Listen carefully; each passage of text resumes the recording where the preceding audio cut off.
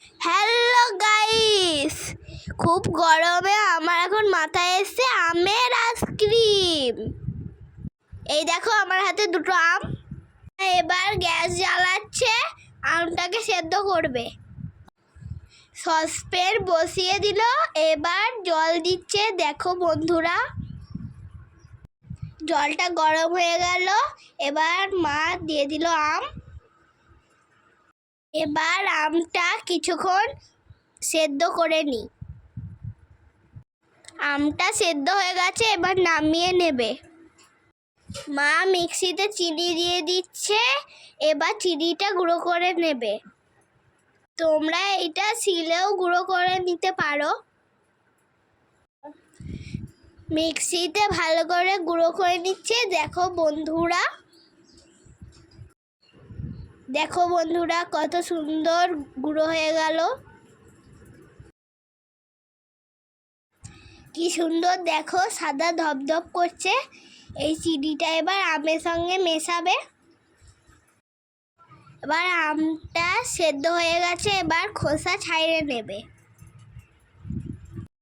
খুব গরম, তাই একটু ঠান্ডা জলে দিয়ে ঠান্ডা করবে।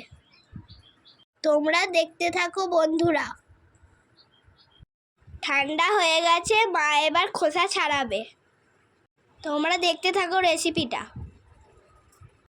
খোসা ছাড়িয়ে নিয়েছে, এবার মিক্সিতে দিয়ে ভালো করে পেস্ট করে নিচ্ছে। চিনিগুলো আমের সঙ্গে ভালো করে মিশিয়ে নিচ্ছে। দেখো বন্ধুরা, না হলে ডালা ডালা হয়ে থাকবে। তাই মা মিক্সিতে দিয়ে ভালো করে মেশাচ্ছে। দেখো তোমরা, মেশানো হয়ে গেছে। মিষ্টি কম হয়েছে বলে মা আরেকবার মেশাচ্ছে। এবার মা চায়ের কাপে দিয়ে দিচ্ছে। দেখো বন্ধুরা, আমটা ঢেলে দিচ্ছে। তোমরা দেখতে থাকো।